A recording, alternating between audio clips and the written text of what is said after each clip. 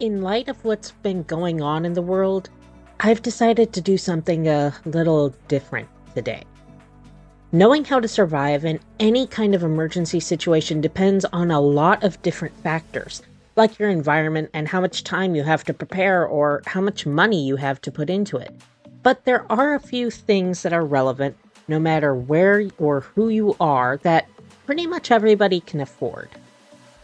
The first is the 5 C's of survival. These are cutting, combustion, cover, container, and cordage. Cutting would be any sharp-edged tool you can use for cutting wood, ropes, bandages, or even in self-defense if needed. I'd highly recommend having at least 2. A decently sized, good quality knife, a small axe, both with sturdy sheath.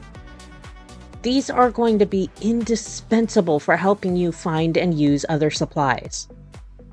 Combustion. This is anything you can use to start a fire with reliably and safely. Lighters, flint, matches, anything of that nature. Fire is incredibly important. The ability to cook food, boil water, keep yourself warm, and make signals or even defend yourself to some extent can easily mean the difference between life and death. It's best to keep these tools in something waterproof to prevent them from being damaged, and it's worth it to learn how to start a fire without tools as well, like different camping methods, but it's best to have a sure way to start a fire as well. Cover. Shelter is essential, especially in any kind of extreme weather conditions, whether hot, cold, wet, or dry. Being able to cover yourself from all of the elements is huge, and part of why humanity is able to live in some of the environments we do at all. If you have a building or car to shelter in, great. If you don't, learning how to quickly put one together or having something you can set up quickly like a portable tent is incredibly important. Many camping and wilderness guides offer information on how to set up quick shelters in an emergency, whether using a tarp for a makeshift tent or something like a quickly built lean-to from wood you find lying around. Many camping and wilderness sites recommend carrying a 8x10 plastic tarp. Sleeping bags or bedrolls, blankets, and rain gear can work as well. Container. Water is the source of life, and you won't last long without it. Having a container that you can carry water in, preferably something you can use to boil the water as well, is essential. A good, solid canteen or reusable bottle with a tight-fitting lid will be your best bet to prevent evaporation or spilling.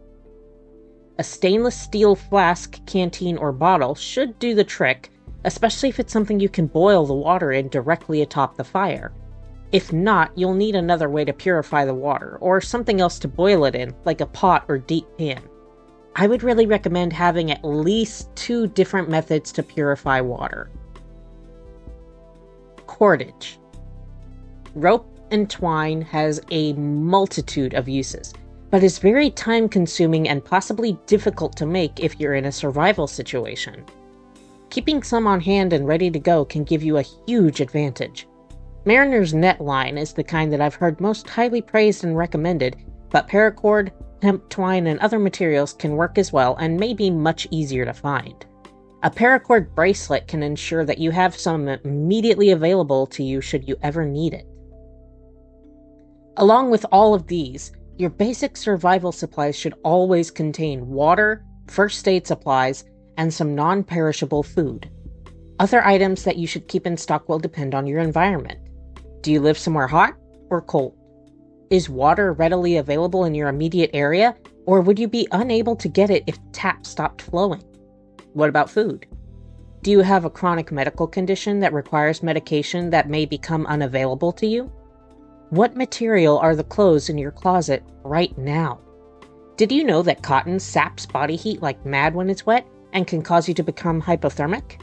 If you ever have to cross a body of water that's cold and you're wearing cotton, denim, or anything else that's mostly cotton-based, you'd be better off wading across naked. As any hardcore winter sports enthusiast could likely tell you, cotton is a killer. Wool is a much preferable choice, as it retains heat even when wet and can be quite fire resistant. A hand crank or other radio that you can keep charged up easily. Emergency blankets and rain ponchos, sturdy boots, extra socks, and other equipment can be incredibly important too, and not too difficult to get, store, or carry. In particular, a lot of people don't pay attention to their feet, but your feet are what get you where you need to go. Have you ever heard of trench foot? So many people don't realize just what kind of damage constantly being wet, especially soaking wet, can do to your skin. Even just a day can result in the outer layer of skin coming off, leaving the layer beneath that has no protection, vulnerable to fungi, bacteria, whatever infectious elements or toxins may be in the water you're slogging through. And, well, think about a car. If the tires are all busted, it doesn't matter how good of shape the rest of the car is in, you're not going anywhere. Keeping your feet warm, clean, and dry is something a lot of people tend to overlook that they just can't afford to. If you can, check out local emergency services and find out what their recommendations are. They often have the best knowledge of what would be necessary in your area. Looking up foraging guides for what kind of food grows naturally in your area and learning how to identify and safely consume it can also be incredibly helpful. Keeping a bag with the essentials ready to go can give you a lot of peace of mind, even if you never need it. I hope none of you ever have to use this information, but if you are ever in a dangerous situation, I hope that some of this knowledge helps you find your way safely. Be safe, stay warm, and I'll see you in the next one.